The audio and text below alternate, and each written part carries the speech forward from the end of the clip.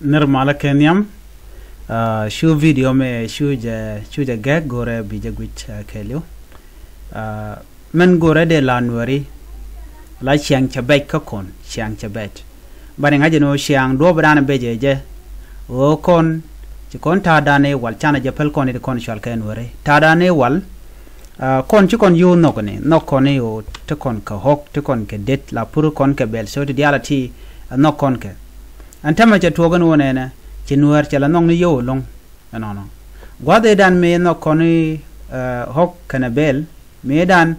ran chia dire ko ngagmo te ke yang ki te ke do la gun je no belet mi chak puri yo ka beli yo belato be yang ba je kok ke je ki ba ka kok ke so jen do dan la kona char baran tama cha kon bada ka jen chiang re ka to kon tene ci yo ci kon da ke te ngwan long ti cha kon met no ci kon ne ko dong ci de die karaden me jek bech no ka gwade dan chang che te garam ci yere je ni ku wuj la ja bana park ku ju je do dien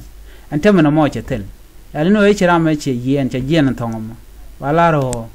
je thong we no ala ci tek ro de ger non ko la gor gwas me de yen ling la madan kon were kel me gware te ka dan no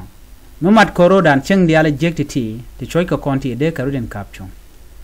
kon ci kon di chu nong yo long ka ta te ka dan wo de kon chong kel gor kono de kon chong kel ka jalan kel ken ladan kel la milet kon kel nyong mu cha dollar gor jen on go brand be jeling namo lat ki jedi ki to gedi kenen kono ba kon nang niam kono kono chalen wore no ga jen go de yer wandi ti de yen kaling an ban je gumro den chu video do den be ben ko kore chu je gorno bi parwe ba ne ti kon la roch ka roani ti gol ba ga non ka kor video men bi atama